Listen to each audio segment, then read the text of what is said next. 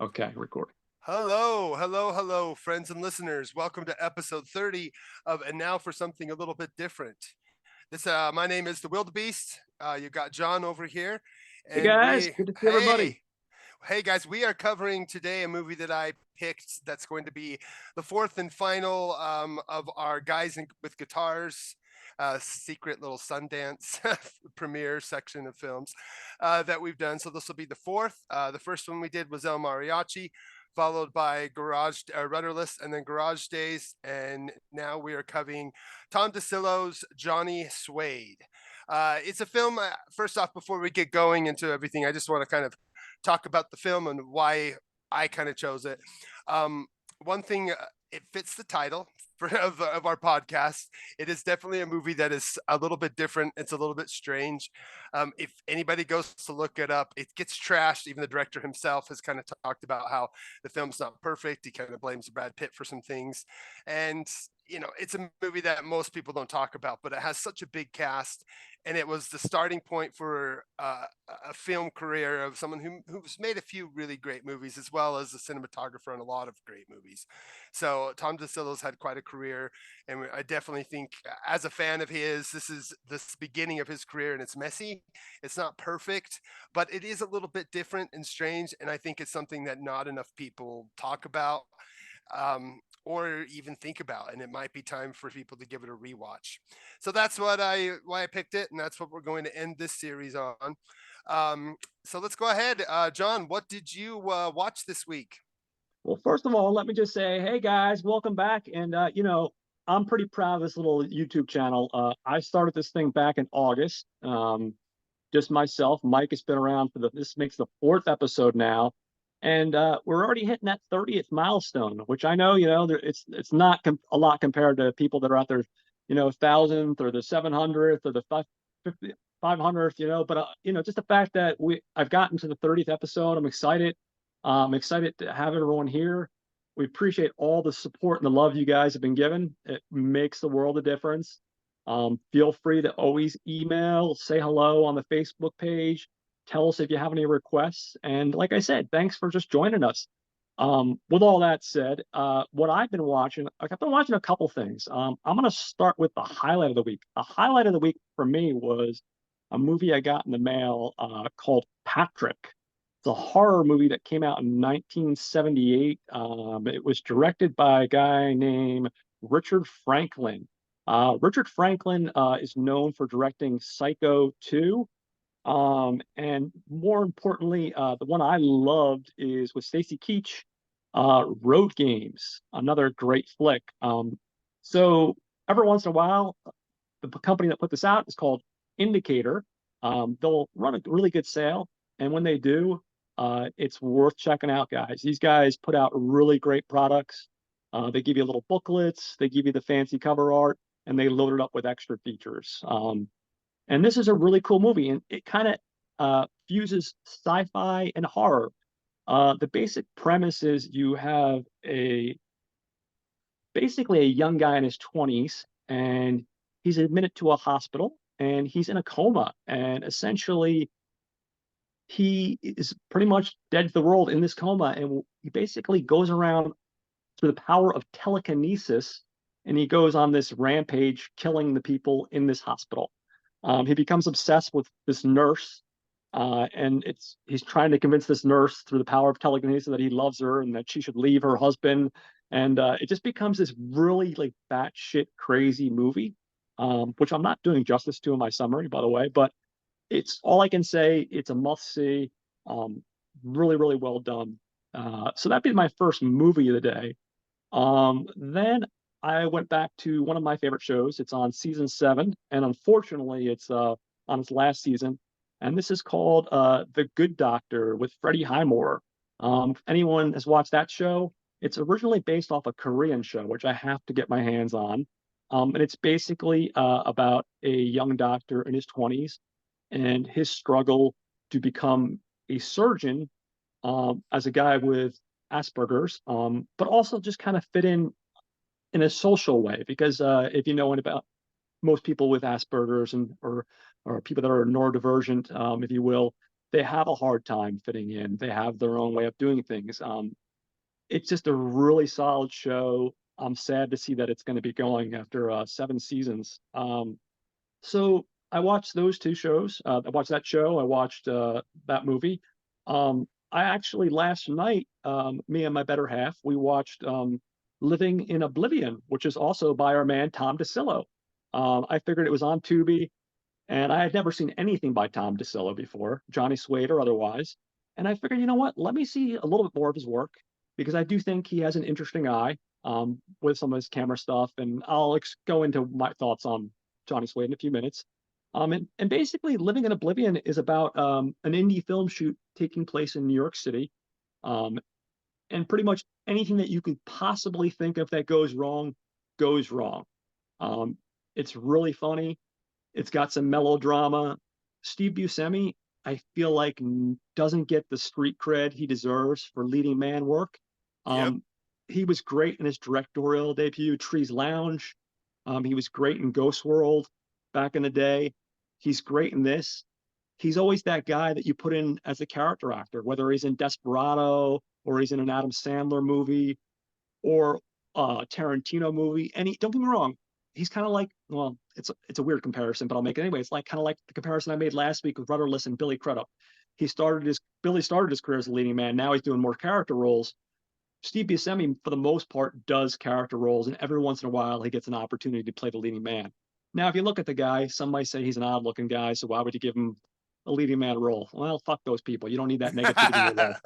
We all come in different shapes and sizes. Some people may think I'm odd looking. Fuck him. I don't care. You know what I mean? Me too. He's great. I mean, he's really great in this role. You have Cameron Corrigan, you have Catherine Keener, which I'm probably getting her name wrong. Nope, that's right. You have a great cast, and I actually really enjoyed this one. It's a really fun movie. You can find it on Tubi. It came out in '95. I Yeah. also saw That last week. just really quick, I want to just Yeah, put my 2 cents on that one. yeah, yeah. That was Go the get movie it. that introduced me to Dicillo, and Uh, it is by far his best movie.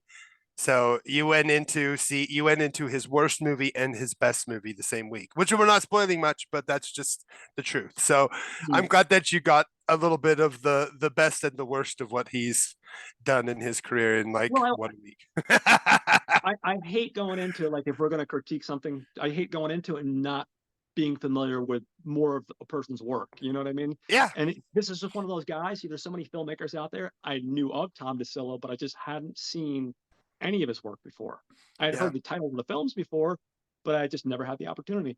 Yep. So yeah, I really had a good time with that. This and Patrick were my two favorites of the week. I sat through the Crow sequels because I figured I shit all over Alex Proyas last week. And I didn't really shit on Alex Proyas, No, we guys. were Just to nice. We clarify, were nice I shit on the actually. people. I shit on the people that are shitting on the new movie without seeing it. That's what I shit on. Yeah. But I figured I'd go see the Crow sequels again. Okay, so first of all, I never saw the one with Edward Furlong before the last one. Oh my god, I've never seen it. Is it bad? it's Bad? it's awful. Um, there's Uh, there's the second one, which believe it or not has moments in it that are good. The problem with the second movie, City of Angels, is they went over this golden glow look for the entire movie. Like it was like this golden yellow look, like that was in the background. They put, you know how like in Sin City they push certain colors, or yeah, yeah. certain movies they push a certain color. It's Yep. like they push this golden glow look. And City of Angels, the soundtrack's great. Some of the acting is actually isn't bad. But it's one of those movies, if you can find it on YouTube, there's a work print of it. It's not a director's cut, but there's a Really? work print that's on YouTube that's much better. Apparently that was a movie that Harvey Weinstein yelled at the director like he does with a lot of directors. And apparently that was like a movie that was probably 2.5 to 3 hours worth of footage. And basically he wanted to make it under 2 hours. So they just cut a lot of shit out and it never got a director's cut. That Um, piece of shit. yeah, he's always fucking telling directors, no, no, you got to do this, you got to do this. I get it, you're the producer, but you need to shut up and let the director do what they do, because you Yeah, he hired a bugs me. director unless it's a gun for hire. And for those that don't know, guys, a gun for hire is basically just a Hollywood person that was hired, versus the auteur, which is like someone that like Tarantino or Almodovar or Rodriguez, someone that has their stamp on the film, and their indelible stamp, and that's why you hire them. You hire a Hitchcock, or you did hire Hitchcock, because you know you want that Hitchcock touch. Um, Harvey Weinstein sometimes will just hire these guns for hire, but if you get someone that has that ability to do something more, you need to shut up and let them do their thing. But anyway, so that was City of Angels. It was okay. It could have been a lot better. I'd love to see a director's cut someday. It had potential. Then we bring that to the third movie, which I can't remember the name of it off the top of my head. It had Kirsten Dunst, and they went a little bit different with the story. Basically, this time I think it's like the a brother dies, and he's going back for the get revenge for the brother that died. It's okay. I mean, it's directed video. It's lacking. Apparently, they just did a re-release of that one. Apparently, some people like it more. All in all, guys, the Crow movies are what they are. You know, the first is always going to be the best. The second one could have been a lot better if they would have just trusted the director to do his own thing. And the last two aren't that great. Okay, so I promise I'm getting to my final movies, guys. I managed to squeeze in a bunch of movies this week because I was off a couple days. Good for you. I know you touched bases on it last weekend. I saw Immaculate, and Yeah. I will say this, guys. I'm an asshole sometimes. It just comes out naturally. Now, the reason I preface that is when it came to Sydney Sweeney, I told you why I disliked her in the past. That fucking Glenn Powell movie she did was atrocious, you know. And then she did that fucking Madam Web movie, which it's not her fault. She didn't write the script. They made a lot of changes at the last minute. But it wasn't a good movie. It had potential to be good. The original idea was actually really good if they would have stuck with the original script. So I went into it, even though you said it was great, and a lot of people I trusted said it was great. It's not that I don't trust you guys, but I went into it with this bias towards this woman. She also kind of reminds me, I hate to say it, she just has that look on her face. She reminds me of that chick you go to high school with, the one that's just like, oh my God, what do you want? You know, she just has that, I hate to say it, but she has that natural resting bitch face on her It face looks like all she's the time. always bothered. Yeah, she's always like, "What do you want? Am I getting paid yet?" So it's hard to like the fucking girl. I know. Now listen, I understand that's not right. It's a bias that I have towards her. This movie, she did good. Now I think if you have a actor that has a degree of talent and you have a great director and a great writer, you can take an average actor and elevate that performance. That's just me. I still don't think I'm completely sold on her as an actress. I don't still think she has a lot of range, but I do think in this particular case, we made an original film with a good screenplay, a good director, good cinematographer. Everything else fell into place. So even if you had a mediocre actor, it elevates the performance. So that was immaculate. And then finally, I also saw that night Late Night with the Devil. And we're going to talk about that in a few minutes because I think that's worth having a couple minutes of a discussion with. I did also see yesterday, I saw Wicked Little Liars, which is a great little British movie, but I'm going to save my thoughts on that for next week because I actually want to talk about that for a few minutes. And I didn't do my homework on that. I didn't do my little write up on that. So I'll save my thoughts on that. And I will turn things over to you, Mike, and you can tell me what you watched because I'm curious. Okay, well, I didn't get a lot in. I only got well, I got 4.5 watches in. Okay. I walked out of Expendables 4. I had too much to do. I put it on for my brother-in-law, and I couldn't. I couldn't. I did not enjoy. It's the worst writing in an action movie, so I bailed. So I can't say You that mean the you Jason should or Statham shouldn't movie watch that it. they should have just called it Jason Statham and 5 minutes with Stallone? Because that's that The movie is, dude. the It's like dialogue was 15, 50. so fucking bad. It was dog shit and it was all a joke. And if I had to hear Megan Fox one more fucking time, her oh my god, her voice, oh, she's awful in it. I hated it. I mean, I don't hate much, but I hated it. And I walked out and I was Oh, like, yeah, there I have more important things to do. So I went in and paid bills. That's what I did instead of oh watching man. Expendables 4. So You know the movie's bad when you go to paying bills as a way to get out of a movie. You're like, I think I'd rather go pay bills and, maybe get a root canal versus watching this yes. movie. But my brother-in-law Brian, I guess I should preface it. I've talked about him a little bit, and I will talk about him a lot on the show. He lives with us part time. He's developmentally delayed. He's 54 with like the brain, maybe like a 14, 15-year-old intellectually, but he's super funny. He's super sweet, one of the nicest people on earth, and he loves action movies. So we watch a lot of action movies when he's around, and he's here for a week. So yeah, we did that. The other things that I did was a couple of rewatches. Dumb and Dumber, watched that for its Oh my 30th God. anniversary. It was Yes. a lot of it was filmed here in my home state of Utah, so I got like smacked in the face with nostalgia of the old airport and old Mm, Park City and certain parts of Salt Lake and Ogden. So that was pretty cool. I forgot that that was really filmed here. So it was cool seeing that. And it reminded me of Ruben and Ed because those are filmed in similar places at sometimes similar, I guess 8 years apart, but it's just fun seeing Salt Lake pop up and stuff. And so, yeah, that was, Dumb and Dumber for me is not a movie that I find it that funny. I try it like every 10 years to watch it again to see if it really hits my chuckle bones as much as it does everybody mm, else.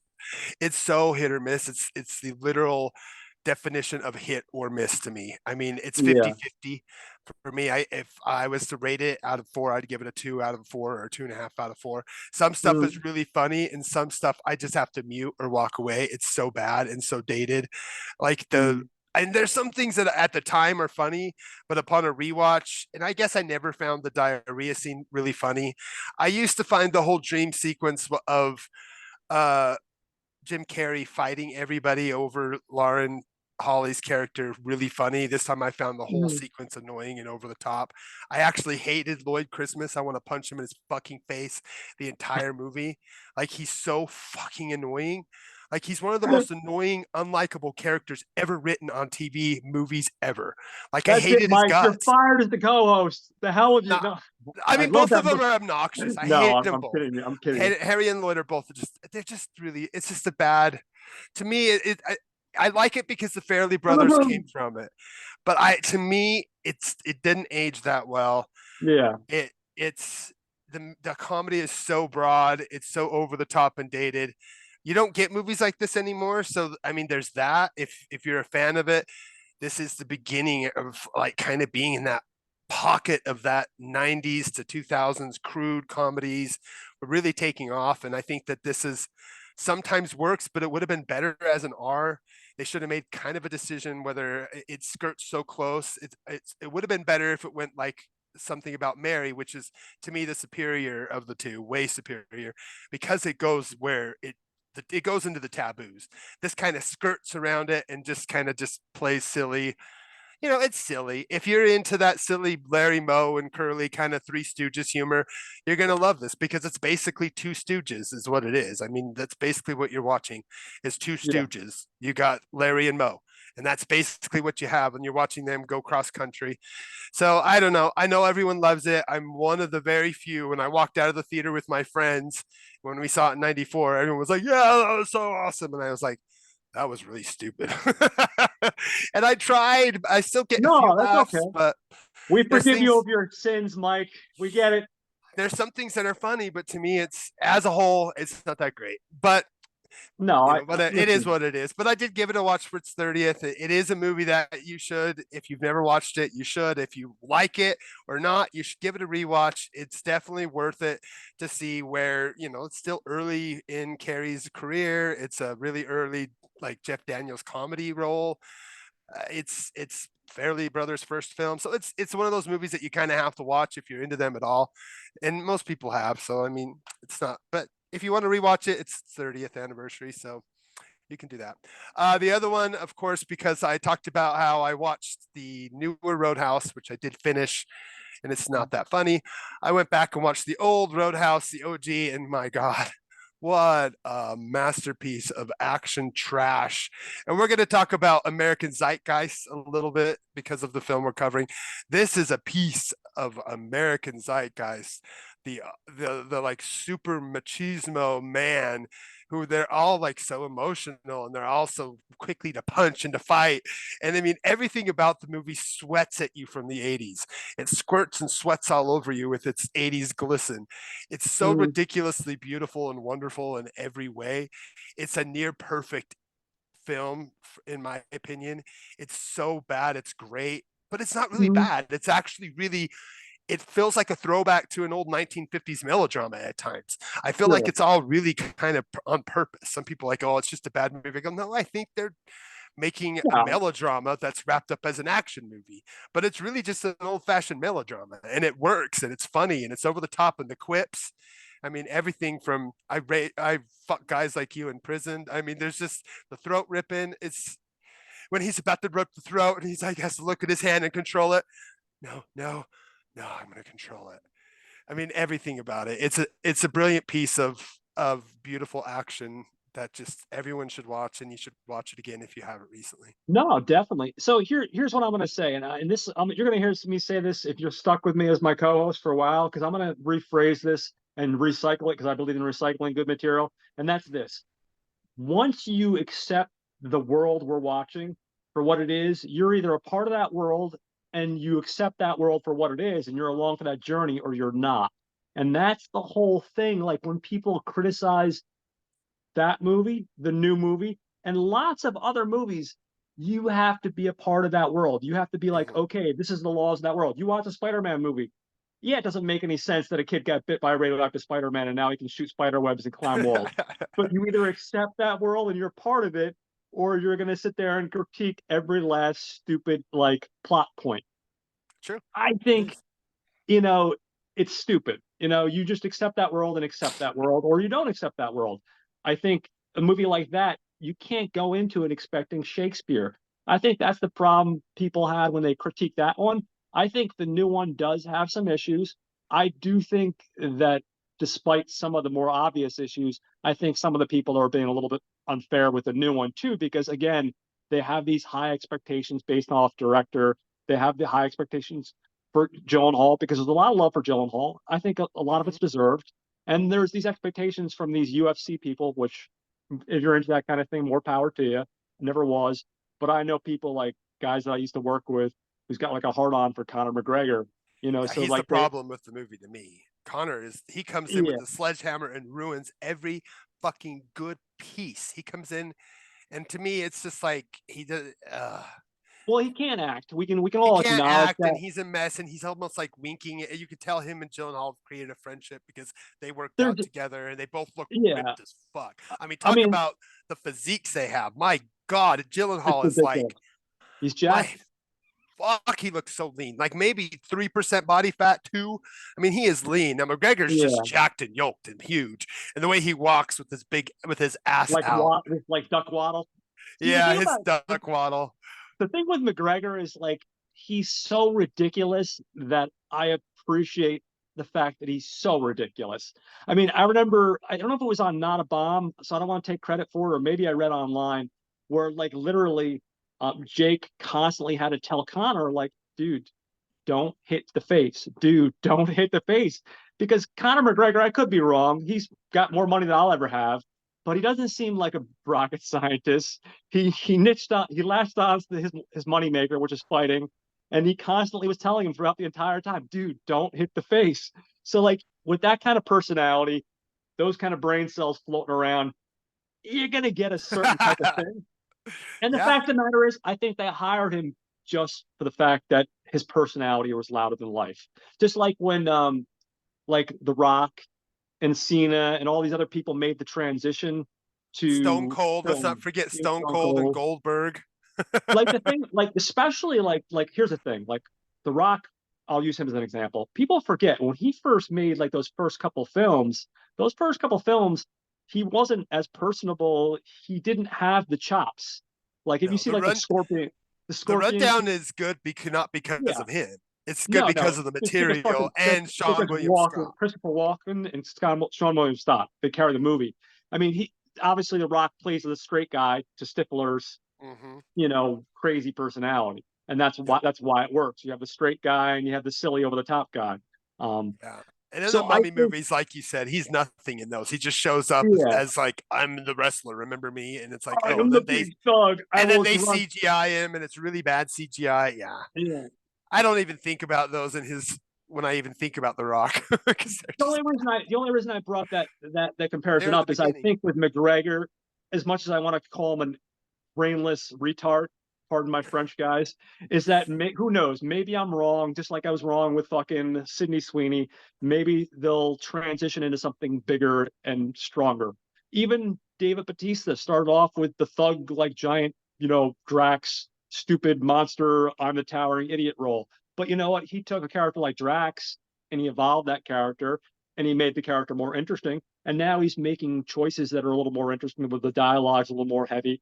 So I Yep. believe that everyone has the potential to take a role that they're typecast as and then evolve to something bigger. Who knows? Yeah. Maybe I'm wrong. Maybe I'm right. But anyway, I completely hijacked your your No, little no. your little thing. I'm So glad you did. I mean, that's one of those movies. Roadhouse is one of those movies. As soon as you bring up, people are going yeah, to talk about. So but yeah, a and lot of then so people we watched that, and I loved it. I know. thought that's it. Kind of washed some of the sour notes. I liked Gyllenhaal. I thought that he was funny.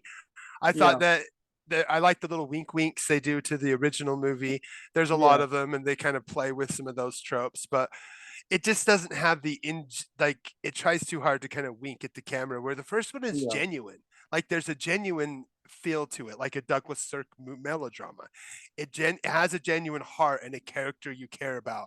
It's almost like the guy, the lone cowboy, comes in out of nowhere. And then you know what's weird is Sam Neill or Sam, oh, what's his name? The mustache guy. Is it yeah. Neil? Sure, yeah. He comes in and looks like a hunk. I am about to turn the same age that he was in the movie, and you're like 5 years older than he is at the Don't movie. get me started, all right? And You I'm like, know I'm fucking oh white in the my beard, Mike. You know I'm God. fucking white.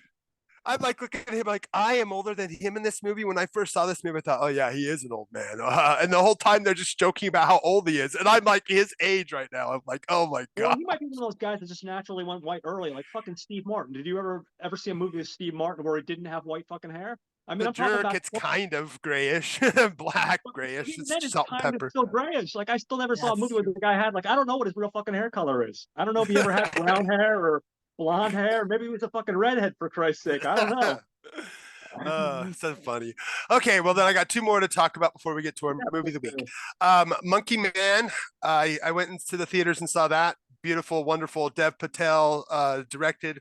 Was supposed to go originally to right to Netflix. They ended up getting it hands on an early copy before it went into the festival circuit. Universal said, "Holy shit, this is a good movie. We're taking it and we're going to go wide with it." So it's a wonderful movie. It is not John Wick Jr. Not one lick of it is John Wick Jr. It's a movie about fighting oppression. It's a movie. At first, you think this is a revenge movie, and that's where the marketing gets you. But it's a movie about political strife, and it is powerful right now for India, for America, for the whole world, where we're going through forced inflation. We're going through the 1% getting way more than they should, and the rest of us fighting and kicking each other's asses and just getting our butts beat to take one just to get enough money to survive and to go from the next day while the 1%'s racking in the money. This movie is a perfect allegory about fighting the power. It is as punk rock as it comes. It is as Indian as it can be and still be an American wide release. It's goddamn near a masterpiece. I think everyone needs to go see it, shower it with money, give Dev the ability to make whatever he wants, let him just play with money and continue to make movies that are in India that we can see in America that are made for an American audience. I love the Indian cinema, I know everyone talks Mm, about RRR and what that was a few years mm, back, but there's so much good stuff coming out of both the Tamil language as well as the Hindi. If you know, there's like three different regions that basically promote, three or four yeah. different regions that have films that come out. But anyways, it's worth a watch. I know you went to it, but you didn't finish it. Yeah, so So I I'm not going basically to had to catch the spoil bus up, anything, but saw about an hour of it. Here's what I'll say about Dev Patel. So my very first, when I made the transition from DVD to Blu-ray, I just bought my Blu-ray player. That was my very first Blu-ray. First thing I did was go to Blockbuster and I, pilfered through their, at the time they were doing like 3 for $25 or something like that. That was the very Slumdog. first Slumdog. Yeah, Slumdog. And instantly became a fan. Of course, not too long later, unfortunately, the second movie I think I saw was his fucking the last Airbender with M Night Shyamalan. So I was like, Oh man, what did you do to the last Airbender? That's such a horrible fucking. Oh my god. And he played like the villain, stereotypical villain. But I can look past that. The reality is that he has made a lot of good movies over the years, and I'm glad that he's still out there doing stuff. And I'm always excited when I see an actor transition from actor to director because it takes a lot of balls, guys. Like I've Mhm. mentioned before, it's so hard for an actor just to make a transition from, let's say, go from a comedian to a dramatic role. Forget about that. To do that and then go to do directing, that's a tough thing to do. And I think it's hard to pull it off. And we've seen actors that have done it successfully, and there have been some actors that have tried and they've fallen on their face because they just don't have Yeah, the ability to make that pivot. yeah. I saw, like you said, like I mentioned, the first hour of it because of public transportation. I screwed things up at the times. I had to leave after the hour mark. But the first hour that I saw, I will say nothing but positive things about the movie. And if you like action movies, I definitely recommend it, guys. It's definitely a good flick. So that's just my 2 cents. I just wanted to chime in. You can By all see means, please continue. one thing I wanted to say is Yeah, yeah, of course. you can feel it's a Danny Boyle, like he's a total, like he worships Danny Boyle. It was his Mhm. first film. That was a big thing for him. This movie has visual, audio flourishes, little bits and inspirational Mhm. moments where he's just like, thank you, Danny. This is kind of like almost a love letter to what Boyle has created. This feels Mhm. like it's because of Danny, and you can tell that Dev made this because of him. And it has that Danny Boyle vibe, especially if you've seen Slumdog and you've seen Millions and you've seen these other movies that he does that are really fast and stylish, even though he hasn't done a straight out action movie. But even his horror movie, you see he has this ability to pop, like allow the music to overwhelm you, which this does. And I saw Mhm. it in the RPX. If you have the ability to see Oh, it in the nice. and it was the butt kicker woofers in your butt. It was like rattling you. That was the Mhm. best experience I've had in that next to Godzilla versus Kong. So if Oh, you awesome. want to choose an experience right now, if you're a Regal Unlimited member, you can go to the RPX no upcharge. And if you buy a guest ticket, it's the same price as a regular. So Oh man, that's if you awesome. can go to an RPX because that butt kicker, especially with that movie, was pretty awesome. So yeah, Yeah. that's an awesome movie, but it wasn't my favorite movie of the week. My favorite movie of the week is the brilliant Late Night with the Devil. Now I know you also saw that this week or Yeah. last week. I saw that last Saturday. I did a double feature. So for me, unfortunately, the local movie theater is 20 minutes away. And a lot of times I'll use public transportation to get there. So what I'll end up doing is I'll do like a double feature. So I did Immaculate and I saw Late Night with the Devil, both movies, last Perfect. Saturday. Yeah, so we thought we would, since we both saw Late Night with the Devil, it's kind of fresh on people's minds. We thought we'd give just both of our opinions on it. Um, if you haven't heard of it, it's from directors and writing team of brothers Colin and Cameron. I think it's Cairns or Carnes.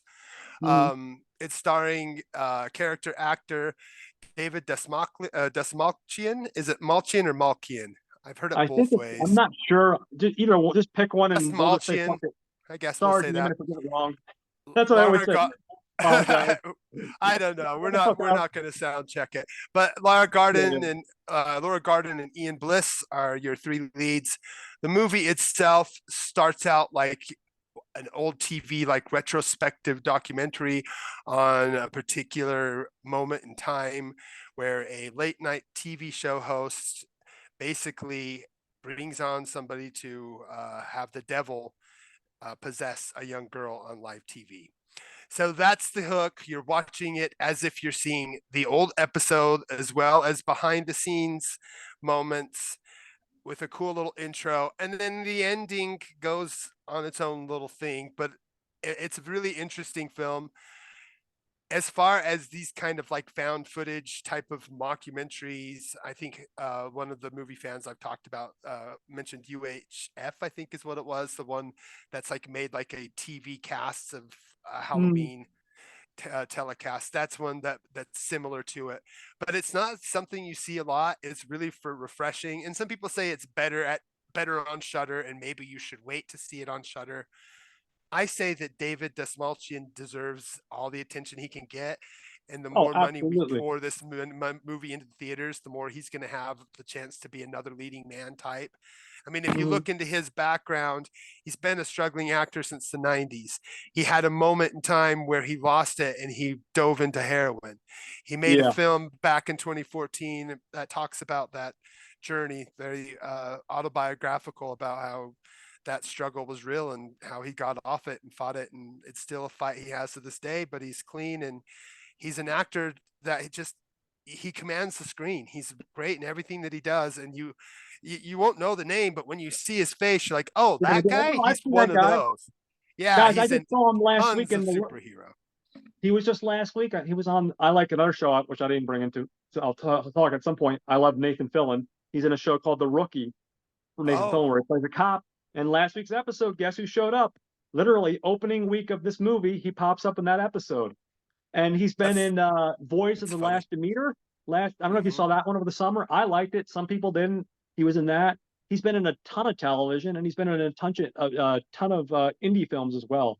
And And superhero movies. He's been in a yeah, like lot. the new Suicide Squad. He played Polka Dot Man, which is probably one of the most ridiculous characters, but also very funny. He Um, was one of Joker's thugs in The Dark yeah, Knight. yeah, Dark So Knight. Yeah, yeah. He had a very pivotal role in that. I mean, it was a small role, but it was a pivotal role.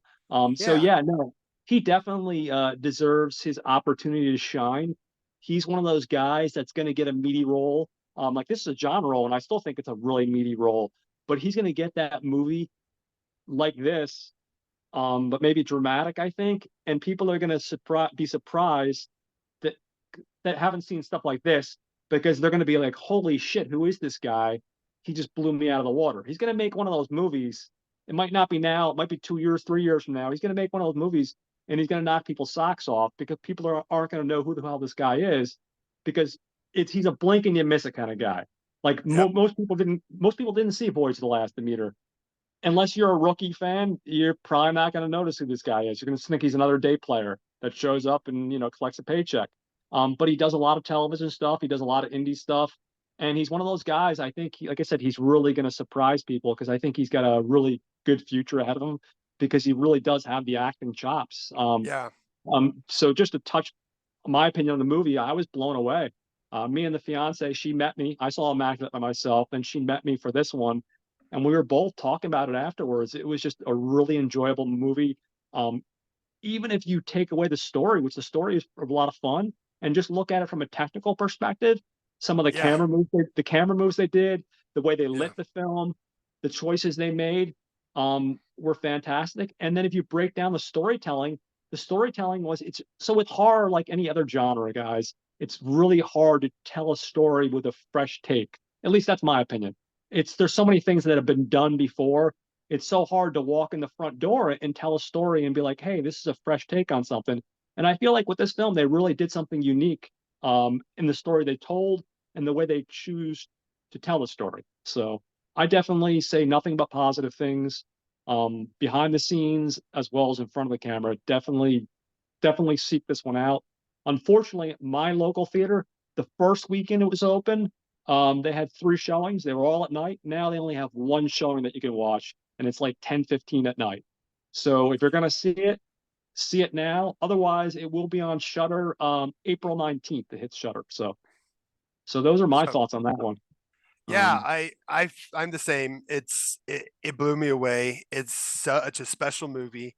But shout out to the Cairns brothers, who the first movie of theirs I saw was 100 Bloody Acres. They're an Australian duo. okay. That's a comedy horror that was kind of big at the time. It was around the blockbusters, and I think a Mhm. friend of mine, Dave, he introduced it to me. It's one of these really funny uh, dark little bits of Australian horror comedy. So it Okay. that was really great. I heard good things about the other film they made called Scare Campaign, which I have myself haven't seen, but I also heard good things. And then Late Night with the Devil. So I think with the hype this is getting, both the amount of money, we got to talk about that it made a lot more money than anyone expected, like 4 million its first weekend.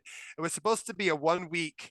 Basically, Shutter allows usually a 1 week release, and there's only been a few where they broke that. Like last year, it was the one by the director of Terrified. He did the Argentinian one. I think it was called Evil. Yeah, Within. Evil Lurks maybe or something like One that. Evil Lurks, yeah, that's it. Uh, And so yeah. that one was supposed to have a 1 week limited, and then it went wide. So once that went wide, it did the same thing and played really well. So both Mm. films are showing that good horror films in the Shudder world can play theatrically, and some of them should. And it's kind of cool that they're giving that the opportunity, because I personally am not a Shudder fan. I owned it for years, but they didn't, once AMC really bought it and took over it, the app itself kind of went to crap, and they're forcing you to buy into the AMC Plus app now to really feel like They to want you get to. You can everything. buy it without it, but it's the The thing app with the without AMC. it's a mess. No, so here's the biggest problem: the app without it. So okay. So the positive of having AMC Plus is that you're getting the AMC Plus stuff. But the Yeah. problem is they're not giving you full access to everything that's on the Shutter. Now, if you go onto the, Ah, that's a bummer. you're not getting everything that's on the full Shutter. Now, if you do it separately and get the Shutter, it's like $60 for the year. But the problem is, like I've noticed this, and not just older films. Older films, sometimes the transfers and the prints always aren't successful.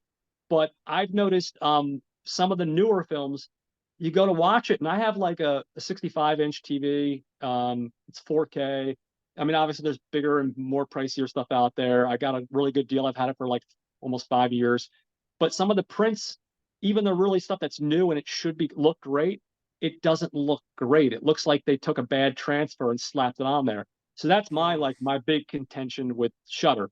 That yeah. said, $60, in my opinion, it's not bad for the year. No, I it's don't not know bad. if I'll renew it. I don't know if I'll renew it because I don't know if there's enough content. I do like the Joe Bob stuff, The Last Drive-In, which I think is a lot of fun. Yeah. So I do think that's interesting because I think Joe Bob, not even the films sometimes are always great, but I think he has an interesting take on the films. And I think the conversation, kind of like conversations me and you have, or Not a Yeah. Bomb, or Gentleman's Guide, or Watch Skip Plus, I think they have interesting conversations, and I think that's worth it sometimes. Like recently, Yeah. they had an episode with Roger Corman, and that guy just turned 98. So you got to cherish any conversations you get with Roger Corman before he kicks the bucket, you know? So Yeah. stuff like that I think is interesting about Shutter. But anyway, again, I'm hijacking your fucking No, section here, Mike. that it So was both of us. We kind of agreed that this would be yeah, we would want to spend attention. So yes, go out and seek other work by David as well as the Cairns brothers. See this in theaters if you can, or subscribe to Shutter. Let's let them know that they can keep making movies, and yeah, let's keep getting him the money to make these great movies. So, yeah, so that's my week. I had a pretty good week. nice. Those I only saw those four things. I didn't watch any TV. I had a lot going on because it's spring break, and I've kind of became Mr. Mom, so I've been taking care of All the kids right, all Michael week. Keaton. Yeah, seriously. So I'm ready for them to get out of here and for me to get back to what I'm doing. But Mm, anyways, let's get to the movie at hand. The movie at hand again is Tom Dicillo's Johnny Seude, and we're gonna have John. You're gonna talk about the cast yeah, and crew, and then we'll go back to me to talk about the yeah. plot, and we'll go from Mhm. there. All right, so I'm gonna start. I'm gonna start with like the budget. So the budget, this number one. Well, let me start with a couple base. Let me go into a little bit of his history real quick, and then I'll go into budget and everything else. So he's a guy that in the late '70s went to NYU Film School. Um, he became friends with Jim Jarmusch and worked as a cinematographer on stuff like Stranger Than Paradise in '84 and Coffee and Cigarettes in '86. Um, and then he managed to find funding for this, his first feature film, Johnny Seude, and it was $500,000. It only made, unfortunately, 90,000. Um, he went through a lot of struggles to get the budget. Like originally, one of the producers that initially wanted him to cast Timothy Hutton as the lead actor, and he refused to do that. So with the casting, he initially, because he lived in New York, he initially went through his casting in New York, and he just didn't find the two actors that he wanted. He didn't find his Brad Pitt for the main lead, and he didn't find Catherine McKeenan or McKeener. I don't have Catherine her name. Keener. Keener. Yep. Keener. I don't know why I'm getting names wrong, but anyway, he couldn't find those two actors in New York, so he went to L.A. Um, Brad Pitt was like literally the last person he saw, but he knew Brad Pitt was right. Um, and the same thing with Catherine Keener. She couldn't find that actress in New York, so they found him in California. They got the budget. like I said, the producer basically bailed and said, I'm not doing it with this no name, no hack, talentless guy. That's what he said essentially. That's Um, funny. so I will give Tom credit. Tom said, fuck you, we're doing it under my terms, and he walked away from it. You got a new producer that said, hey, you know what? You're the filmmaker. Who am I to tell you who to cast? This is the money and go make the film. So yeah, a little more into the history of Tom. Like I said, he went to film school in the 70s, late 70s. He was influenced a lot by the punk scene. He would see like junkies on the street that kind of reminded him of like some of the characters in the movie that we're going to talk about today. Those played a huge influence. When he wanted to make the venture into filmmaking, he wanted to have a perspective on filmmaking from the actor's perspective. So he actually took an acting class, and that's where he originally developed the idea, the personality for this Johnny Seude character. And then he did a very off Broadway play where he actually played Johnny Seude in this off Broadway play. And that led to enough positive feedback to thinking like, hey, I can turn this into a screenplay and then see if I can find funding and turn it into a movie, which would be shot in 1990 and released in 1991. Um, so now that I've covered a little bit about production, I know I'm doing things a little backwards today, guys. But I wanted to talk about him, and I wanted to talk about the production before I got into everybody else. Um, I'll go into like the general premise is just basically struggling musician who's a fan of Ricky Nelson. I'm not going to go into the story because I'm going to leave that for you. I just want to give people the general basic premise. Hmm. Our main man Tom Dicillo did this. I'm not going to list his entire filmography. Just the stuff that I think people might be familiar with. Living in Oblivion in '95, A Box of Moonlight, Double Whammy, The Real Blonde, Delirious, and When You're Strange. Now he's done a total of 18 films. I just figured the stuff that people would be familiar with. He also wrote all the ones I just listed. So that's Tom Dicillo in a nutshell. Hmm. We have our cinematographer, which is a guy named Joe DeSalve. He's worked on stuff like a film called Joey Breaker in '93, The Wife in '95, and a movie called All Over Me in '97. I'm not overly familiar with Joe's filmography, but I figured I would at least list a couple of his films. He's an indie Uh, guy. Yeah, early yeah. 90s indie guy. What's interesting is he actually has 42 films, and I Hmm. still couldn't recognize any of them. And I try to be on top of the indie, street scene and what's out there, but I just hadn't. Now this guy next is interesting. Our editor is a guy named or no, excuse me, is it? I think it's a female. Excuse me, Geraldine Peroni. She did a lot of stuff. 22 titles. The big one is Michael, that movie with John Travolta. She was in Billy Crudup, Jesus' Son. She edited that film. The Gingerbread Man. She did editing for Brokeback Mountain, stuff like that. Again, she has 22 titles. I didn't want to go into the entire filmography. I didn't think it was important. The film also, was just to clarify, guys, was shot in Williamsburg, Brooklyn for 30 days in 1990. I think like November to December. The musician was a guy named Jim Farmer. I actually like the music a lot, so I'll play my Me hand on that too. one. I think the music was really good.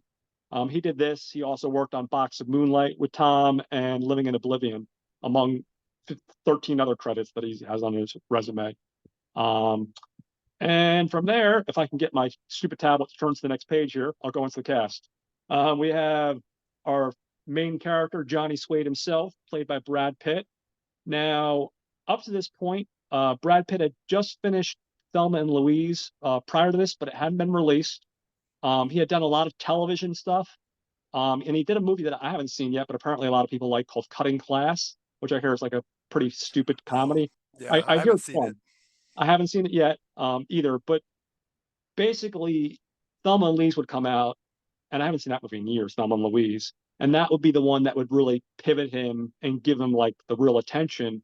And apparently, from what I understood, I couldn't get specific dates or details on this, but apparently Harvey Weinstein, the producer at Miramax, got this film.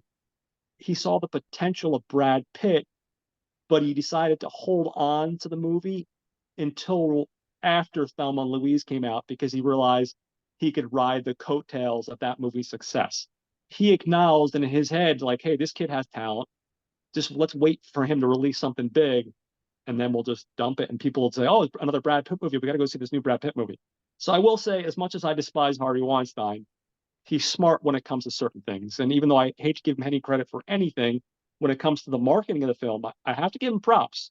He was smart in doing that, because otherwise, I feel like maybe people wouldn't have sought it out in like video stores.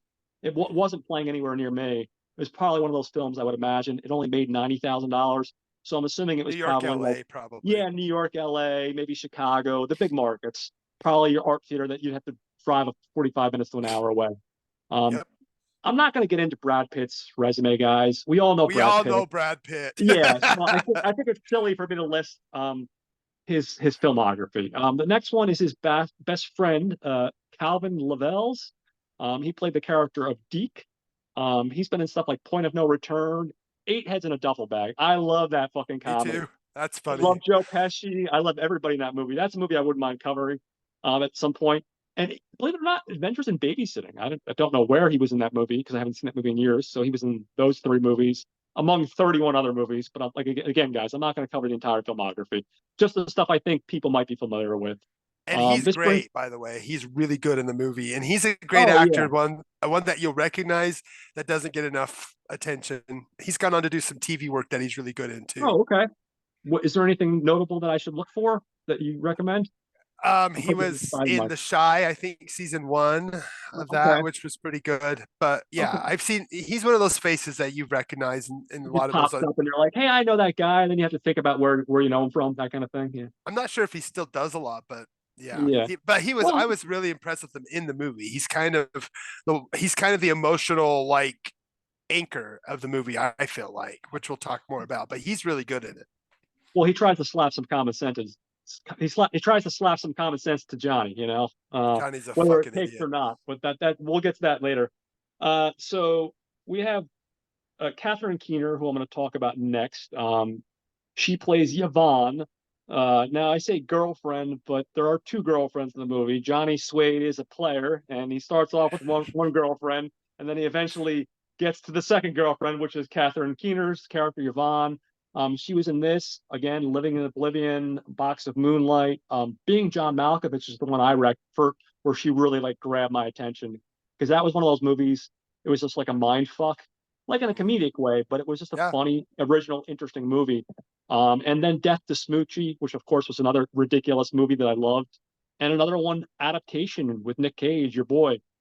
Those yep, are the ones that were she really stuck out because she's not just playing the background person. She's not. She's actually bringing a role, something to the role. She's interesting. Um, she brings a special pizzazz, if you will, I guess. yeah, She's got talent. She's got talent. I guess that's the best way to simplify. And then next we have Nick Cave. Nick Cave, most of you guys will know if you listen to music. Was it Nick Cave and the Bad Seeds, I think is his band. yes, Uh, and that's what he's mostly known for. He has dabbled in acting, usually like in his music videos. If you look on IMDb, Internet Movie Database, most of his acting credits are from the music videos that he was in. But he's also been in stuff like this, The Assassination of Jesse James by the coward Robert Ford, and a movie called The Electrical Life of Louis Wan, which I still haven't seen yet, but looks interesting though. So he hasn't done a ton of acting really. So when he does pop up, it's kind of interesting. He plays like this weird kind of eccentric character in this movie, which you'll get into a little bit later. yeah. And then I only have two more actors to talk about, guys. I have again another girlfriend character. This is an actress named Allison Moore, Moir. She plays a character named Darlette. She's most notable for stuff like Hot to Trot, if you remember that silly movie, Concussion with Will Smith, Mm-hmm. and then the one with Dan Aykroyd, Exit to Eden, with him and Rosie Oh yeah, O'Donnell. Yeah, so she hasn't done a ton of stuff, like 21 movies. Um, those are the three that like I think people will remember, so that's why I talked about those three. And then finally, in a blink and you'll miss it role is Samuel Jackson. He's playing a character named Bebop, and he's yep. basically one of the band members in Johnny Suede's little band.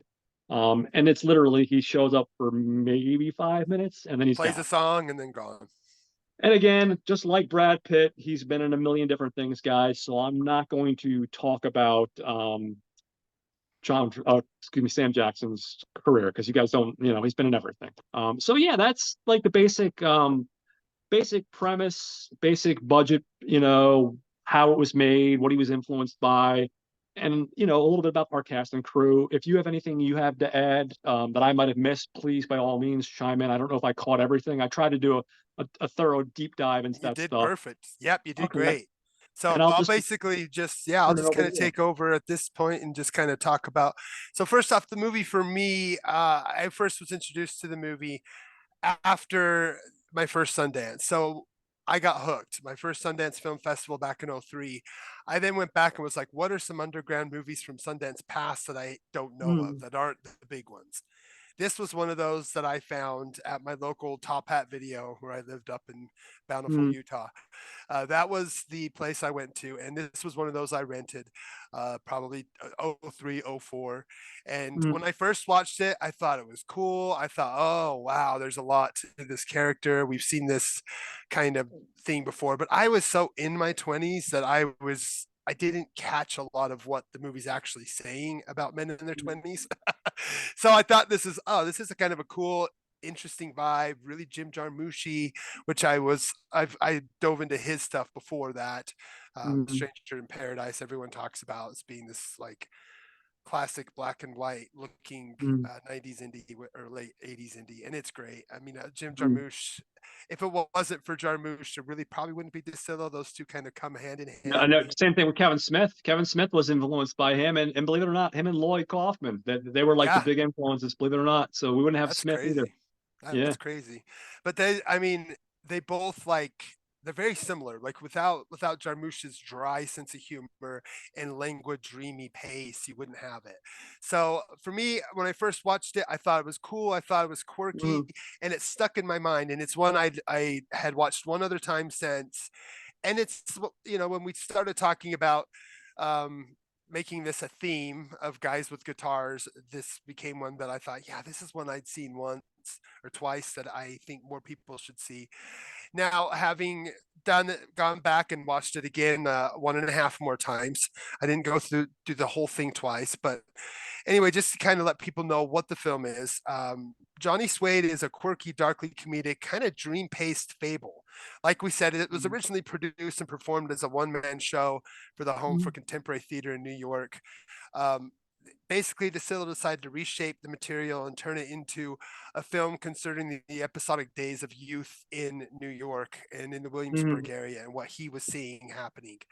Uh, kind of the rise and fall of the American dream of the youth.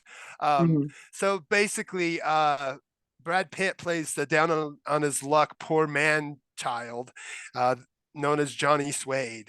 He has dreams of music stardom, who's called to the cops over a rape he witnesses on the street, ends up with destiny bestowing upon him a pair of lucky suede shoes. They kind of fall from the sky, land on this classic relic called a phone booth. Which was hilarious, That by the way. That's one of the, like, those little moments like that were great. I love stuff like that in the film. Yeah, those little bits of magical realism, which Yeah, is yeah, a thing Jim Jarmusch plays a lot in, which is a big theme for a lot of early indie '90s and late '80s films. So that magical realism touched in there, but that's kind of what comes from the sky is a pair of suede shoes. That's where he gets the concept and idea to be Johnny Seude. We follow him back to his decrepit apartment with blue, disgusting walls, or he writes on the wall his dreams of what he wants to do. He has a guitar, and his number one favorite person that he idolizes more than anyone is Ricky Nelson. Of all people, Ricky Nelson I know, from right? the '60s.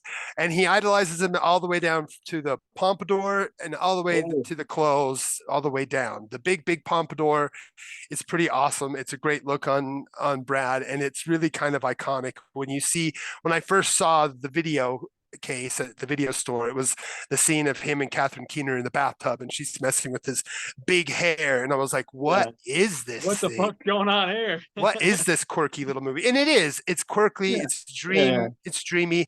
And without a movie like this, we wouldn't get stuff like what we have from Wes Anderson and these other guys that have kind of been inspired by this movement. There's a really kind of interesting, strange, poetic vibe with these pre-Tarantino, late 80s, early 90s indies and Sundance type films like Gas, Food and Lodging, Ruben and Ed, as well as Jarmusch's Night on Earth. They kind of take more of a stream of conscious and poetic, dreamlike vibe, where I know you're hard on story. Some of my favorite films are light on story, and a lot of these Sundance movies are light on story and more on logic and style. And this is one that kind of takes the stories not as important as the dream of conscience and the myth, the things that we're learning, basically the moral story that we're getting. So Hmm. basically, going back to the story, once Johnny gets these shoes that come out of nowhere and he comes up with the concept and name to become Johnny Seude, it seems like they become good luck for him. So him Hmm. and his friends, they're painters that kind of paint for a living, and they are trying to create a band. And so now he knows that he's going to be Johnny Seude. They think this is a cool name for a band, and they Hmm. start bringing people together. His friend, he is the brains of the operation, because literally Brad Pitt chooses to play Johnny as a dimwit, an Yeah. absolute dreamless. He's a dreamer who has no feet on the ground. He's so Yeah. head Absolutely not. in the skies that you kind of want to punch him the whole time. He's not the most. Sometimes you're like, oh, he's just this lovable lout. But then other Yeah. times you're like, no, he's a fucking asshole. Yeah. And it's really a kind of a dive into, before it was called what it is, early toxic masculinity. And there's a lot of what he does, gaslighting characters one at a time to get them to basically take care of him. Everybody around him ends up taking care of him as he goes on this kind of Homer-esque odyssey through the wasteland of early 90s Williamsburg that looks like a post-apocalyptic wasteland. The way that it's filmed and shot looks really cool. The way that Tom decided to really make us feel we're part of this like kind of urban niche zeitgeist, like one of those things Yeah. that we talked about. It's a piece of zeitgeist of that 90s early New York City. We Oh, also get absolutely. pieces of it in the musical Rent, which I know we're going to talk about in further episodes. But that concept of this kind of wasteland of New York City, and how it calls dreamers, but it also eats them up and spits them out. So then, Mm. walking through this wasteland, he ends up meeting and sleeping with the bohemian Darlette. That becomes his first girlfriend. Even though she won't break up with her abusive boyfriend, they continue to date. Johnny's luck ends up turning for the worse all of a sudden, because he needs to pawn his guitar for some quick cash. And we get some little episodic bits here and there. And Darlette suddenly disappears from his life. She seems to be someone that follows where the money and the power goes. But then out of nowhere comes Kathleen Keener's character, Yvonne. Again, somebody else who comes into Johnny's rescue, who's way too good for Johnny. She enters into his life and sees him kind of performing with his first band, which that's when we see Samuel L. Jackson. And basically his friend brought together these musicians who were really talented. And again, Brad Pitt's not a really great singer. And I kind of feel like they purposely make him not that great, because similar to our last film, part of it is he's not really that talented. He's just an No. egotistical dreamer who Yeah. wants to be what his idol is. He's a Yeah. narcissist who is kind of born and bred of young men in their 20s. It's really easy for young men in their 20s to get caught up into this world. So he gets so caught up into his own self, he doesn't see the sky for the trees. He is so in his own head. While Yvonne is bending over backwards to help him, while she's also works in a hospital, and she's a total awesome person, like anyone would be lucky to be with her, he continues to shit on her and ends up doing what? Cheating on her. Treats her, yeah, cheats on him. So from there, he continues to go down a path of poor choices that leads us to an ending, a moralistic fable that shows us. I don't want to give too much away, because I want people to be able to try to see this for themselves or to talk about it. But it goes down not so a happy ending for Mr. Johnny, but part of it is I don't think we're supposed to be really liking Johnny Seude. If you go into the film, it tricks you because you kind of think you're following this dreamer. And at first you do like Johnny. You like what he's about. You like that he's kind of this nostalgic youth. Like he's going towards the nostalgia of the youth before him, kind of the simpler times. And we see this, I see this today with my kids who are yearning for the youth of the 90s. Like a lot of my Mm, one of my children, for example, is in their 20s and he's really into old hardcore and that hardcore scene from the 90s. Well, this movie being in 91 compared to the scene of the surfer music in the 60s, it's about mm, 25 years different. Very mm, similar to what was going on there. When I was in high school, the Bohemians in the 90s, 97 were really getting into what? Like music by The Who and stuff from yeah, the early 70s. Again, there's this weird connection to a nostalgia to stuff that's 20 to 25 years before ago when you're a teenager, something that was a few years before you were born.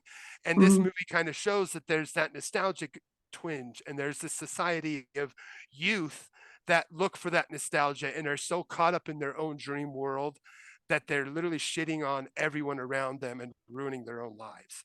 So mm, what this movie ends up being to me is a call basically to the youth, not just of today, but since the 90s, and I think beforehand, to not get caught up in this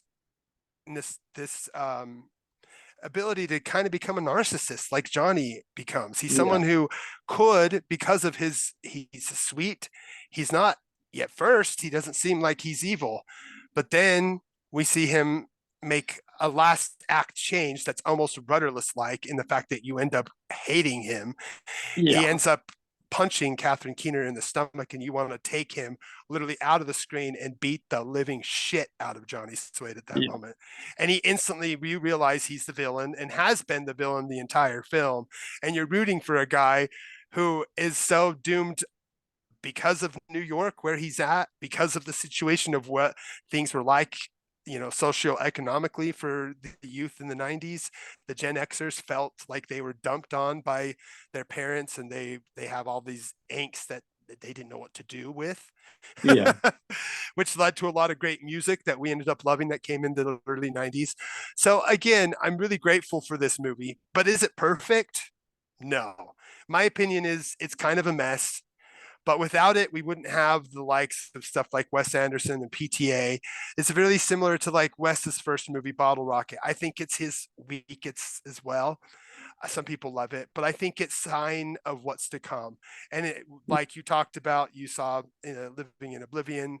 I also love Double Whammy, and he has some really good stuff. So overall, I think that I wanted you to see it, and I want other people to see it, to just remember that Tom Dicillo is a name that came from the early 90s with the Jim Jarmusch movement, and his filmography deserves a little look at, as well as the stuff that he did as a cinematographer. It's beautiful. It's really inspiring, the black and white stuff that he did. And it's brings you into that zeitgeist of what it was like to be a Gen X or a youth in the Gen X in 1990. So Yeah. while it's not a completely successful movie, you kind of hate Mm, the lead. Brad Pitt's not great in it. There's moments where you like mm, him, but at the same time, he doesn't quite sell what he is. It's an yeah. interesting choice. And I know DeCillo himself even has discussed that he didn't like the end result. Mm, But anyway, that's how I feel about it. I think yeah. it's an admirable mess Yeah. that's worth a viewing. And if you can sneak it in front of the eyes of young 20 to 25-year-old males, it might spark a little something in them, or might make them see you can really Yeah. easily get caught into a cycle of narcissism being Yeah. a I male can in your understand early that. 20s. So that's how I feel about the movie. Not perfect, but I Yeah. think it's worth a viewing. What did you think since this was your first time viewing? Let's hear it. So I'm gonna start by saying a couple things. Number one, I got nothing but love for you. You know that. I appreciate you. I appreciate you That's exposing how you me. start it. No, I'm just I kidding. appreciate you exposing me to a filmmaker that I haven't been familiar with, because he's a name. Tom Dicillo is a name that I've seen. Like, I've seen the name before, heard of the name, but there's so many different film directors out there, so many different projects under their belt. And just like, I'll use the comparison of El Marachi. We both, when we talked about El Marachi a few weeks ago, we both recognized the positives, the negatives, and you saw the talent that lie within a first time filmmaker. Mhm. So I'm going to start with the positives, and the positives are from a technical perspective. He knows how to lens his shots. I think as far as talking about that post-apocalyptic almost Williamsburg, Brooklyn, which in the 90s it was like that. Because my brother lived in Williamsburg, Brooklyn, probably in 2007, 2008, and it did not look like that at all. Not even remotely like that. So they definitely gentrified it and really made it a different scene. So like things like that are awesome. The music by Jim Farmer is fantastic, fantastic. Catherine Keener, I don't know why I keep like fucking up her name, but she was fantastic. Um, I think even Nick Cave in his weird little role was Oh good. yeah, I forgot about Nick Um, Cave. He is cool in that movie, and he's singing voice, of course. He's great. yeah, of course, that band of his is amazing. So like there are a lot of positives. Some of the story stuff, like you said, I do look not always because I mean, you said that I look for a little more heavy story, and that's yes and no. Like I said earlier in the review, when I talk about I got to accept this world. So like if I'm going to see a Jackie Chan movie, I'm not expecting a story. I accept Oh, that. true. But if I'm going to see a Con Air movie, I'm not expecting a lot of story. But I have to be able to accept that world. Like I have to be immersed in that world, and I have to want to follow the main protagonist on their journey. Even if I dislike the character, I still have to want to follow them on their journey. The problem I have with this movie, um, number one, as far as the acting goes, as Brad Pitt got older, I think his acting got better. Like if you watch like A Mhm. River Runs Through It, Legends of the Fall, they look beautiful, the movies. His acting isn't bad, but he still has like this whole like persona of like almost like Tom Cruise of like the supermodel, not the bad comparison, but like the supermodel pretty boy. You know what I mean? Mhm. Like, and I think because of that, you're automatically less likely to take him serious. Once again, this is what when I talk about stuff like having a bias. I think at that point in his career, a lot of people just saw that and they didn't see the ability that lie within there. This movie, from a technical perspective, when we're talking about his acting, there are certain points in the movie where I think he nails this ridiculous, dunderheaded idiot part. Yeah. And I think he nails at points even the asshole part, like when like you said, he gut punches fucking Catherine Keener. Like there are Ugh. elements in the movie where he gets the acting right. But then there are other points in the movie where I feel like the performances by him are very stilted. The acting is very stilted, and I feel like he doesn't even want to be there, and he's just there for the paycheck. So like it's weird. Like when I'm watching that movie, I felt like it's like sometimes in certain scenes he was 100% in and committed to this thing, and other times he just looked like he was bored and he didn't know what the fuck he was doing. So I kind of had like this weird love hate yin yang relationship when it came to his acting in the movie. And I now if you like I said, I like Brad Pitt today, and I've liked Brad Pitt for many, many years, not just like the stuff like Inglorious Bastards. Mhm. I liked him ever since he did Failures like 7 Years in Tibet, which isn't a fantastic movie, but I think it's an enjoyable movie, and I think the performance is good. Even that one where he played with Anthony Hopkins, where he played the Grim Reaper. I can't think of it off the top of my head, but it's him, Meet Joe Anthony. Black. Meet Joe Black. Yes, even like that. That's another movie that commercially was a failure, but I thought it was an interesting choice, and I thought he did really well in the role. So I'm not opposed to some of his roles where he took chances, and Yeah. it didn't always succeed, because maybe the movie wasn't perfect, but because I think his acting was strong. This one I had a really hard time with his acting just because it wasn't. I didn't think it was balanced. Like I said, one scene he's really really good and he's funny and he's nailing what he's supposed to be doing. Another scene he's an asshole. Okay, he's doing that great. And then there's other scenes, like I said, in between where he just doesn't want to be there. It's like, what are you doing? So like as far as from an acting perspective, I had issues with that.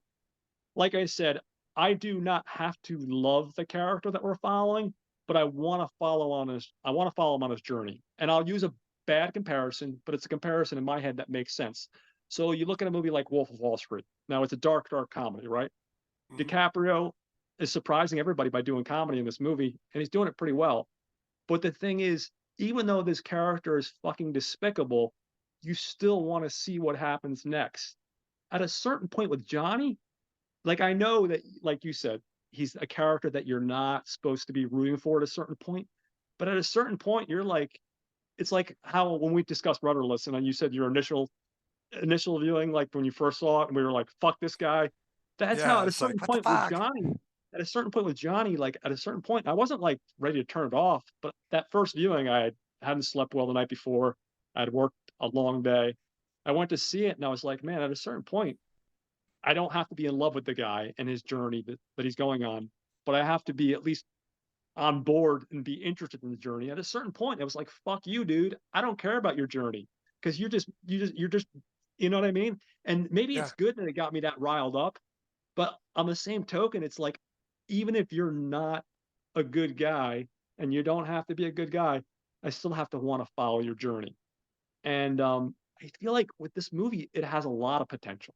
And there are, like I said, there are lots of things that I mentioned that I like about the movie. The one thing great about the movie is it got me interested in seeing more of Tom Dicillo's other films. And the direct sequel to this, not sequel, but the next movie is in '95, Living in Oblivion, and I had an absolute blast with that movie. So that right there is the positive takeaway from this movie. I saw this movie and I said, you know what? It's not perfect. It, like you said, it is a bit messy. It is a little bit all over the place. There are things that I can nitpick if I want to nitpick, but I'm not going to nitpick. I'm just pointing out things that genuinely I wasn't crazy about, and it ultimately led me to go, hey, you know what?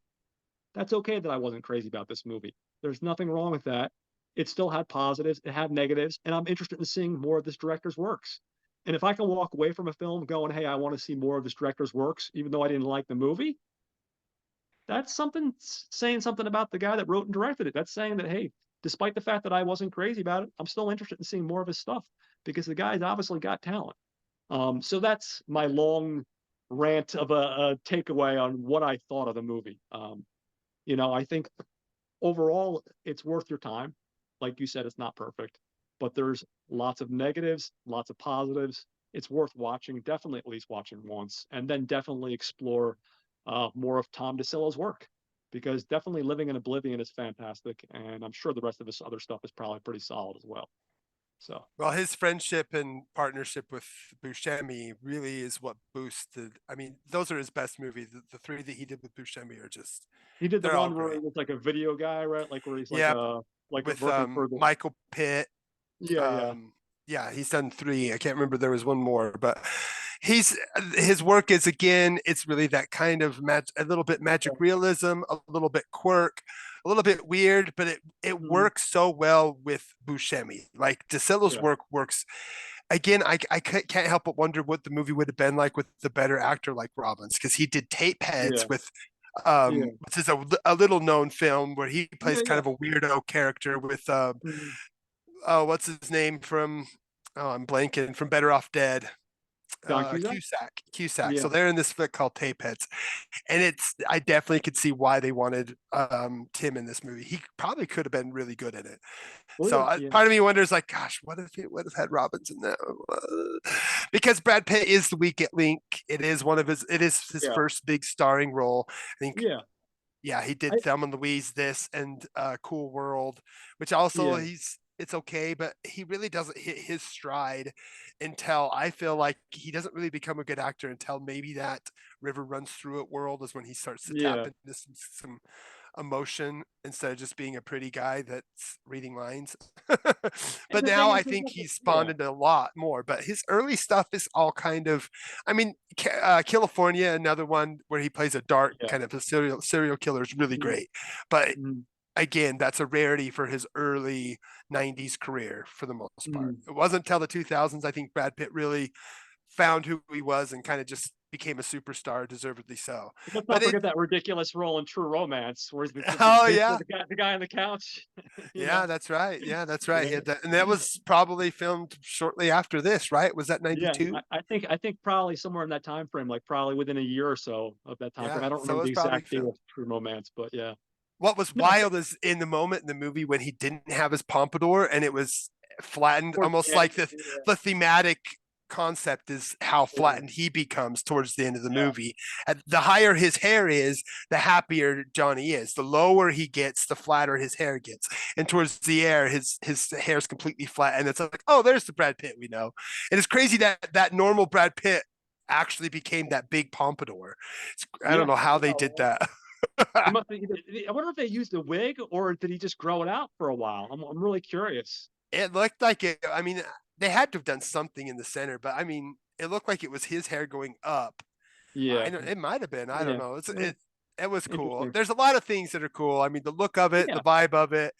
I mean, and there's a lot of good messages. We see like what happens to the Scenester kids, how the world can eat you up and spit you out, like the first girlfriend, like Yeah. Darlette. We see her with the drugged out, like Nick Cave character towards the end. Yeah. We at first we think that he's this great kind of almost godlike because Yeah. again idiots, young Johnny is worshiping this strung out drug addict musician who's like 10 years in the future of what Johnny is now.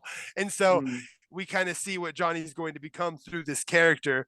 And then the end, the big twist is that Darlette ends up with him, strung out, high on drugs, no longer the socialite rich girl. She now looks like a hot mess. And I thought, again, this movie's all about how New York at that time was taking these dreamers in, eating them up, and spitting them out as yeah. like the war zone that was Williamsburg at the time. So I Yeah. think there's some interesting things to look at. But No, if you go into the film the first time and you just, I want to be entertained, you're going to yeah. get a slow ass movie with a bad acting Brad Pitt that has some good acting from cool actors that you've seen in the past, and you're going to enjoy Yeah. the music. You're going to like some bits, but you're going to feel the movie's slow, boring slog. But if you kind of just go into it knowing what you're going in for, it's fun. It's kind of an interesting ride. It's not successful completely, and some people I know hate it and despise it. And Brad Pitt's character's kind of just loathsome and despicable So at for times. so for me, I would say for casual viewers, I'm saying this is worth watching. I know Mike was worried because I didn't give him. Normally, we kind of like confer ahead of time a couple days and kind of give us like we kind of give some hints of like what we think about the movie a little bit, even if it's just some breadcrumbs of a hint. And he's like, "Ah, you're doing code." I'm like, "No, I just That kind was of like me with only Rudderless, is what I was thinking, yeah, because you well, were yeah. like, Well, I had only seen it once, and I like the way my brain is. I'm obsessive, and I like to see a movie like at least two times, sometimes yeah, even three times before I really have a firm grasp. So I wasn't ready to really kind of spit out any informed opinion with you because I didn't have an informed opinion at that point. But that all said, the movie there are things to like about the movie, and I didn't seem even after the first viewing, I didn't absolutely hate it. I definitely didn't have a strong opinion the first time I saw it. As I saw it the second time, and then I saw it one other time with the commentary, I started to see things that I really liked, things that I really didn't like. I personally would say this is worth watching. If you haven't seen anything by Tom Dicillo like myself, and you're a Tom Dicillo virgin, I would say, guys, check out Lost in Oblivion first. That's the one mm-hmm. I saw. It's on Tubi, so it's absolutely free. Go down the rabbit hole that is Lost in Oblivion and see his other films. Because I have the feeling, like you said, the ones with Steve Buscemi, how can you go wrong with Steve Buscemi? I have a feeling you'll speak more on it than I will, that the other films will go, oh, okay, this is awesome. And then when you circle back to that first film, even if there are things that are like, oh man, you'll have a greater appreciation for this film after having seen some of the other things. I could be wrong because I've only seen Lost in Oblivion and this, but I have a feeling if you see Lost in Oblivion and his other films and then go back to this, I think you'll appreciate this more. What would you think, Mike, having seen most of his filmography? Yeah, I would definitely.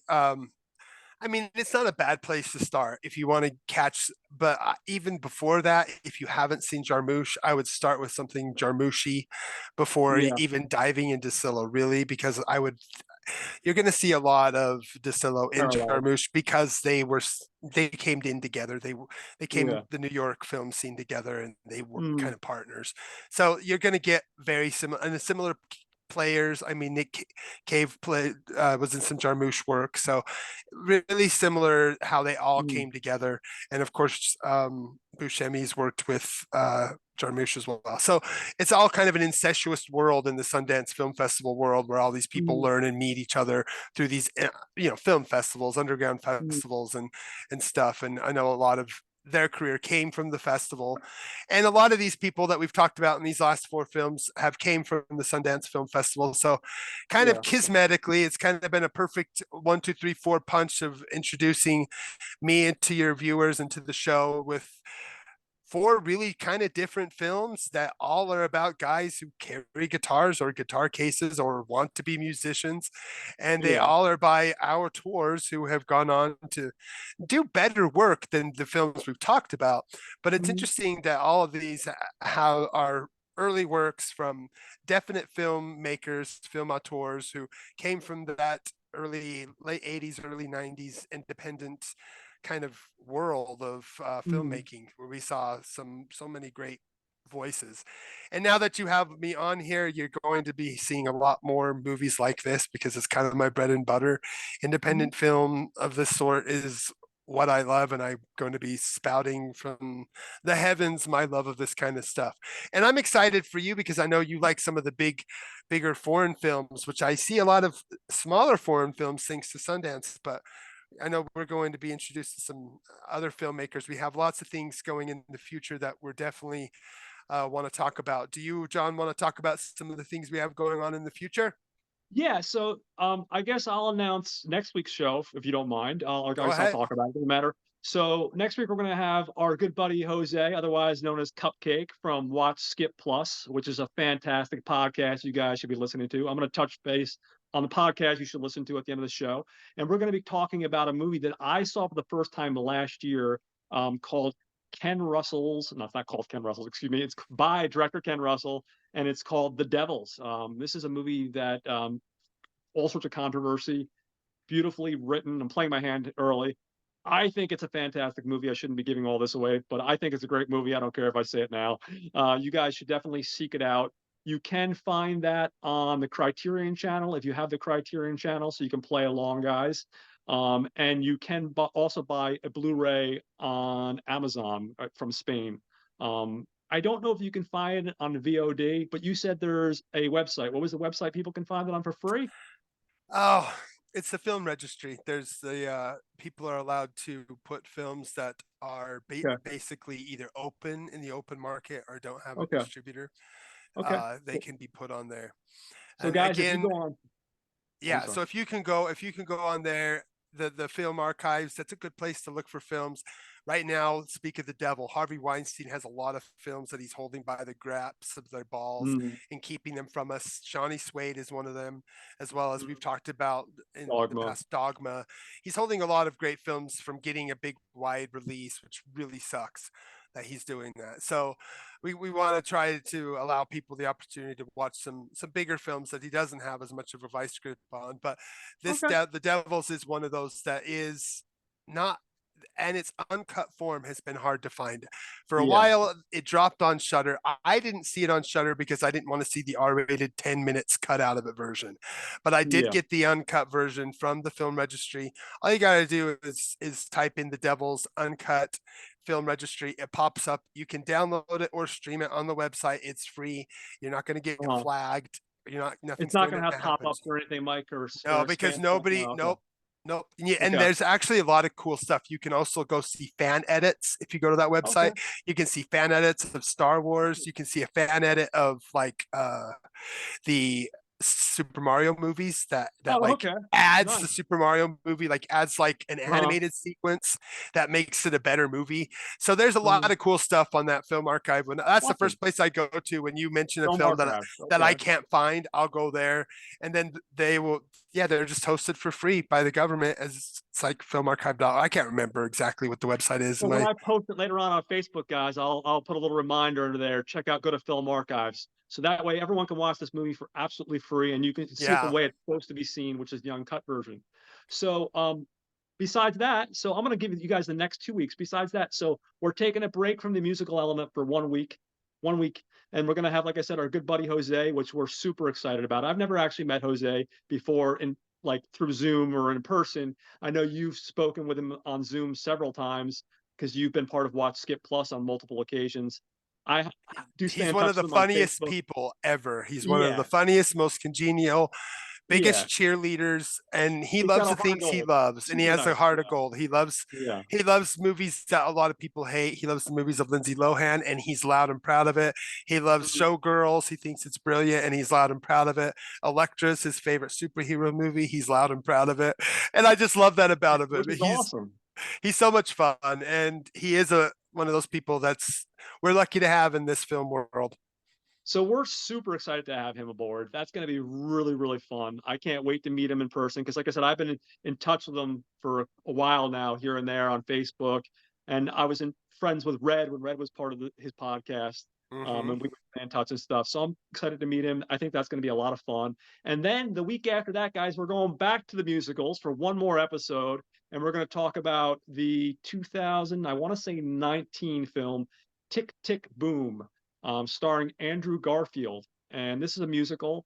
It's on Netflix. Everyone in the world has Netflix, so no excuses, guys. You can watch this movie. I think you're going to enjoy it, but I don't want to play my hand too early. It's a really solid film. Check it out, guys. So that's our next 2 weeks. As far as this movie, guys, you can stream this movie, I think, on Amazon Prime. You do have to pay for it, like $3 or $4. You can buy the DVD for under $10. I think that's probably the best way you can probably see the movie we're talking about today, Johnny Seude. Yep. And then I guess we'll do our shout outs. I'm going to give a shout out to Not a Bomb, Brad and Troy, excuse me, guys. I can get through an entire episode and not fumble my words, I promise. So Brad and Troy, they cover stuff that was either a commercial failure or a critical failure, and each week they just break it down and talk about it. And they talk about some really great episodes. Like I've mentioned before, they're going to try to join us at some point, maybe the end of the month, maybe worst case scenario, sometime next month. And we're going to talk about the action movie Crying Freeman starring Mark Picassos. So check those guys out. And then I'll turn over to you. And if you want to plug some of the other podcasts people should be listening to, Mike, by all means. Okay, shout out to I guess they call it the podcast forefathers, the Gentleman's Guide to Midnight Cinema. Their group is where John and I met in many moons ago, and ended up being a part of a cool Christmas Kringle gift exchange, which is how we first became friends. Gosh, what was that, 7 or 8 years ago? Yeah, So it if was it wasn't for the GGTMC, wouldn't be here. I wanted to give a nothing but shout out love. to my friend Brian Higgins, his nonprofit called Mental Healthy Fit. That stands Awesome. for Film Ideas and Tips. It's about how you can use film to help you with your mental health, and how watching and making film can help you with your mental health struggles. Really cool. You can find him online, and you can find Mental Healthy Fit online. Nice. Also, the other podcasts that we love, we already talked about a little bit. Watch Skip Plus, again, The Gentleman's Guide to Midnight Cinema, The Cult of Muscles. I forgot to drop them, but Kevin Matthews and David Gray, they've joined our Facebook group. They're from the Raiders of the Podcast. That's Oh, another awesome. podcast that I love and listen to a lot. Those guys are hilarious. I just Tyler, started getting Craig. into them. They're great. Yeah, they're really great. A big shout out to them again. That's Tyler, Craig, Dave. Dave's grumpy. They all kind of have their niche. Like Mm, Tyler is the Floridian who loves Rob Zombie and mm, loves like Nickelback and the movies of Larry Clark. And he's mm, really funny, but he's a true filmmaker, film lover, and he makes like fetish films and stuff. He's really funny. Dave Gray is your like curmudgeon film lover. mm. He's like the best uncle ever. He takes his little niece on movie adventures, and he's a lot of fun. But he also will tell you how he feels about something. Kevin is Yeah. the king of Kevin Sevens. He likes a lot of things. He's kind of like me. We like a lot of movies. Craig is funny and sarcastic. I Mm, love his accent. So those guys are great. Again, the Feminine Critique, Married with Clickers, all those guys from the Gentleman's Guide to Midnight Cinema. Without them, we wouldn't be here. yeah, Continue absolutely. to go to the movies if you can. Remember that while, of course, there's ways of getting movies free, try to get money into the filmmakers' pockets as much as possible, because what you spend money on in the films is like a vote towards those kind of films being made. So remember Mhm. that. Try to put your money towards the films if you can. And yeah, please subscribe to our Facebook, our YouTube, and that's going to be the best place to hear about where we're going to be growing in the future. Towards this summer, Mhm. we will be launching a podcast. We don't know when. Hope is hopefully by this summer. But Yeah. until then, we will continue to drop on the YouTube. But once we have everything in line, we'll move forward with the podcast. But until then, keep watching, keep listening, and subscribe. Thanks, guys, for listening. And I hope you guys have a great week. And I am going to stop recording.